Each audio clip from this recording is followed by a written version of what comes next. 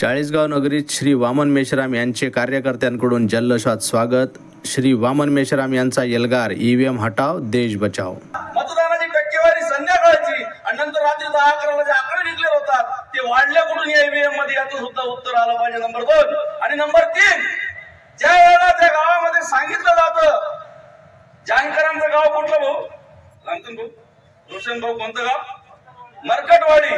की आम्ही या गावाने सांगितलं की आम्ही या आमच्या माणसाला एवढं मतदान दिलेलं आहे, मतदान मशीन मध्ये इतकं कमी कसं दिसतंय, तर तुम्ही बॅलेटवरही घ्या, मी राजीनामा देतो, माझ्या मतदारसंघाची निवडणूक बॅलेटवरही घ्या आणि ईव्हीएम वरही घ्या, तरी निवडणूक आयोग त्याला जागरूक करून या ठिकाणी ओबीसी हा या देशाचा राजा होईल। परंतु या राजाला जागरूक करायचं नाही, या ओबीसी वर्गाला जागरूक करायचं नाही, म्हणून याला कायमस्वरूपी झोपल्याचं काम या ठिकाणी जे षडयंत्र जे आजचं सरकार आहे साहेब, जे विरोधी सरकार आहे, पुरोगामी विचाराला छेद देणारं सरकार आहे, ते करत आहे। ते कायमस्वरूपी ओबीसी वर्गाची जनगणना हे करत नाही।